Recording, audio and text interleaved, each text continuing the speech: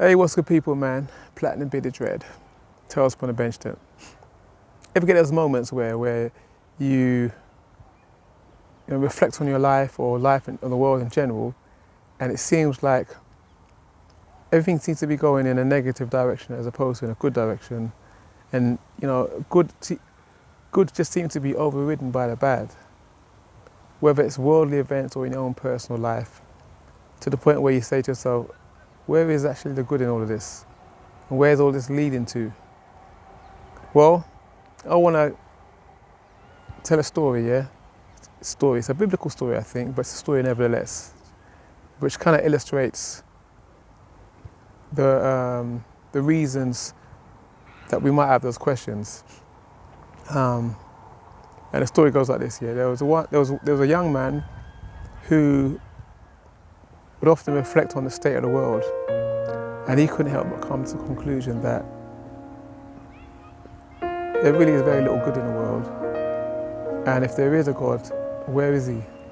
Because everywhere he looked, all he could see was bad and very, very little good. He reflected on different points in history. He looked at when the Europeans went to Africa and forcibly removed black people and sent them to different parts of the world, like America, to be slaves. He separated from their family, forced to work from sun up till sundown, raped, murdered, tortured, hung from trees, and called less than animals. He reflected on when Jewish people were carted off to Nazi death camps and gassed to death, starved to death, shot, raped, tortured. He reflected on a point in history where Europeans went to America and all but wiped out the Native Americans that were already there, persecuted them, murdered them, tortured them, raped them, and sold their land. And he kept reflecting on all these different points in history, and he just couldn't help but come to the conclusion that there ain't no good in the world, man. So much so that even his friend began to lose a lot of his friends because they just couldn't handle his heaviness, So this young man spent a lot of time on his own. And one day he was sitting on a bench, similar to this one, just reflecting on everything. And he noticed that there was this oldish man looking at him. Now ordinarily this young man would have thought to himself, who's this creepy looking dude, man, staring at me? But there was something about this man that was very calming about his aura and his energy. And he took a step forward to the man and said, I can help you see clearly, and maybe things are not as bad as they seem, but we're just looking through a lens that is blurry. And first and foremost, the young man was in shock because in his mind he's thinking, how the hell did he know what I was thinking? There's only me here, and I'm not even talking, I'm just thinking in my own head.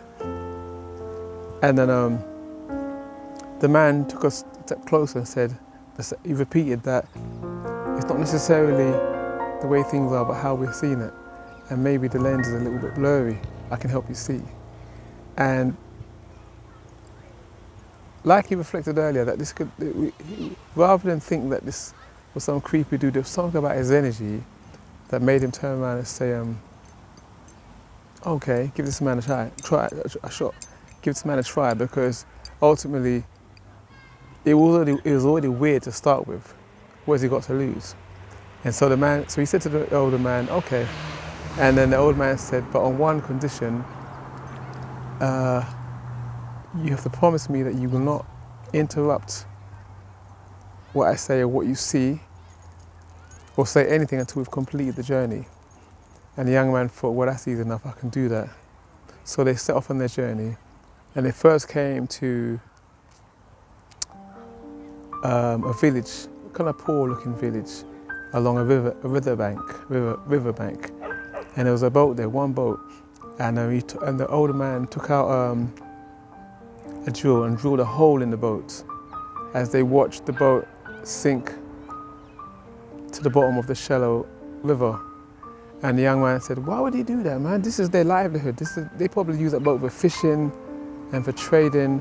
And it's the only boat that we can see, and you're drilling a hole in it. And the old man said, well, I thought you promised that you would not interfere or say anything until we completed the journey. And the young man said, yeah, okay, yeah, it's true, okay. So he said, so I'm sorry. So they continued on their journey. They came to another village, and they entered the house of one of the houses in the village, and there was a middle-aged couple and a young infant child. And the old man took out a sword and beheaded the infant, to the horror and shock of the young man. And the young man was screaming, saying, what the hell are you doing, man? What would possess you? What am I doing here? What possessed me to even think that you was a wise man? You're evil, you're evil, you're evil. I want no part of this, I'm gone. He was in hysterics, basically. And the old man said to him, you promised that you would not interfere until this journey was complete. And the young man said, yes, well, I didn't expect to see something of such brutal and wickedness. And he said, I want no part of it, I'm going. And the old man said, well, you're free to go. I won't stop you. And as the young man proceeded to walk off, something kind of held him back. Something inside him felt that he had to complete this journey, even though he didn't understand it. And he stopped himself and said, look, I don't like what I'm seeing here. I don't understand it, but I want to fulfill my promise and continue to the end of the journey. I apologize, I'm sorry. And the old man looked at him in a gentle way because he kind of understood. And then he said, okay, so they proceeded to carry on. And they came to another village where the villagers were building a wall. And at this point, the old man and the young man were very thirsty. And so they asked the people in the village if they could spare some water. And the people in the village shouted at them and said, be gone with you, you're not welcome around here. Get out before we chase you out. We don't know part of you, move, get out, get out. And the old man humbly bowed his head and said, okay. But before he left, he helped them build a wall. And the young man was like, what are you doing? You're helping them to build a wall. And they could even spare you common water that would have cost them nothing. And the old man looked at the young man, and the young man knew what the look said. It reminded him that you said that you promised that you wouldn't interfere until we complete the journey. So once they'd helping them build the wall and moved on, the old man said, I'm going to explain to you each situation and why I did what I did. And he said, in the first instance, where I drilled a hole in the boat, he said that unbeknownst to that particular village, a tyrant would be appearing in the next couple of weeks. And he'd be looking to attack all the neighboring villages. And he was demanding every village to give up their boats so he could use the river to mount his attack. And so he wanted access to all the boats, and those who didn't offer up their boats would be slaughtered. He said the reason why I put a hole in the boat was so that boat, having gone to the bottom of the shallow lake, would not be seen by the tyrant. And so by the time the tyrant and his army passes that village, they would be able to retrieve the boat and simply block up the hole, and they'd be able to use the boat again for what they used it for, fishing and trading, etc. He said that in the second instance, where he beheaded the infant, he said that infant was going to grow up to be a tyrant and torment his parents within that household, unbeknownst to the parents. And furthermore, a couple of years later, that same couple, middle-aged couple, were going to give birth to a child, a righteous child that was the polar opposite to that particular child that was there at the time, who would grow up to be evil. And that's why he took him out before he reached maturity. He said, in regards to the third instance with the wall, he said the reason why he helped them build the wall was because that particular village felt they were superior to every other village around them. And so they were planning to build a village whereby they would not help no one else outside their village, that they would almost be like they're superior to anyone else around them. No matter what other people needed around them, they would help no one but themselves. And later on down the line, they would become so powerful that they would develop their own army and take over the neighboring villages. But he said the reason why he helped them build the wall was because their arrogance would grow so strong that they would begin arguing amongst themselves. And by that time, the wall had been built, and all of that evil and all of that chaos and all of that malice, if you like, would be contained within the walls, sparing the neighbouring villages from their actions. So they were essentially locking themselves in they were essentially building their own prison. Upon finishing all of this, the young man was really surprised and shocked, because he had no idea. He couldn't imagine where all those particular scenarios were leading to. And as he was thinking those thoughts to himself, the old man said, "The reason why I relay this to you and the reason why I came to you is because oftentimes we feel we can see the end result of something, but humans being what they are and what we are, we only have a limited vantage point. We can't see what the Creator sees.